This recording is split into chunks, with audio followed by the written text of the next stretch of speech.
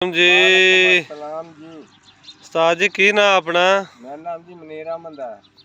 ते केड़ा इलाका अपना? मेरा जी मैं पहले तो चिश्तिया सी, हुण मैं तहसील फोटाबाद से अच्छा जिमीदार ज़राअत महकमा ज़राअत की तरफ तो कर रहे हैं। अच्छा आ ट्रैक्टर जेड़ा फार्मर ट्रैक्टर है ये तुसी किदों दा लिया होया वा? ये सन 17 में जी। अच्छा 17 मॉडल है जी। ये किन्ने हार्स पावर है ट्रैक्टर? ये जी 70 हार्स पावर है। अच्छा 70 हार्स पावर है। ये गाजी दे मुकाबले आ? नहीं जी गाजी ते नहीं, 480 ते गाजी के दरमियान है। अच्छा अच्छा सही सही मतलब 65 हार्स पावर होया फिर 70 तो ना होया?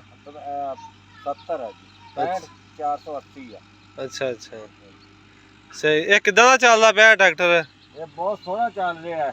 अच्छा ਤੇ ਦੱਸੋ ਸਾਨੂੰ ਇਹਦੇ ਬਾਰੇ ਇਹਦਾ ਪੰਪ ਪੰਪ ਦਾ ਖਰਚਾ ਖੁਰਚਾ ਇਹਦਾ ਕਿੰਨਾ ਕੁ ਇਹਦਾ? ਕੋਈ ਪੌਣੇ 2.5 ਪੌਣੇ 3 ਲੀਟਰ 20 ਏਕੜ ਚ ਖਾ ਰਿਹਾ। ਹਲਾਂ ਤੇ ਹਾਂਜੀ ਕਿੰਨੇ ਫਾਲੇ ਤੇ ਮਗਰ ਹਲ ਤੁਸੀਂ ਪਾਏ ਹੋਏ ਆ? 11 ਪਾਏ ਆ ਤੇ ਇਸ ਟਾਈਮ 9 ਪਾਏ ਆ। ਅੱਛਾ ਇਸ ਟਾਈਮ 9 ਫਾਲੇ ਪਾਏ ਹੋਏ ਆ ਤੇ ਵੈਸੇ ਤੁਸੀਂ 11 ਇਸਤੇਮਾਲ ਕਰਦੇ ਆ। ਹਾਂਜੀ ਹਾਂਜੀ। ਤੇ ਕਿਹੜੇ ਕਿਹੜੇ ਕੰਮ ਲੈਣੇ ਤੁਸੀਂ ਇਹਦੇ ਕੋਲੋਂ?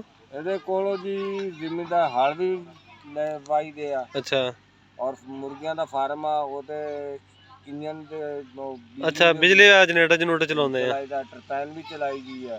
ਸਹੀ ਸਹੀ ਟਰਪੈਨ ਤੇ ਇਹਦਾ ਕਿੰਨਾ ਖਰਚਾ?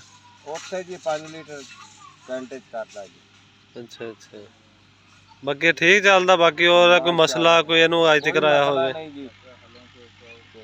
ਇਹ ਸਟੀਅਰਿੰਗ ਇਹਦਾ ਪਾਵਰ ਸਟੀਅਰਿੰਗ ਆ? ਜੀ ਪਾਵਰ ਹੈ।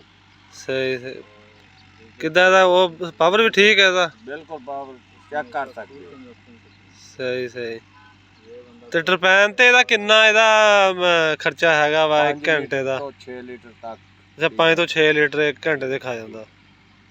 ਸਹੀ ਸਹੀ ਚਲੋ ਠੀਕ ਹੋ ਗਿਆ ਜੀ, ਮਿਹਰਬਾਨੀ, ਅੱਲਾ ਹਾਫਿਜ਼ ਜੀ।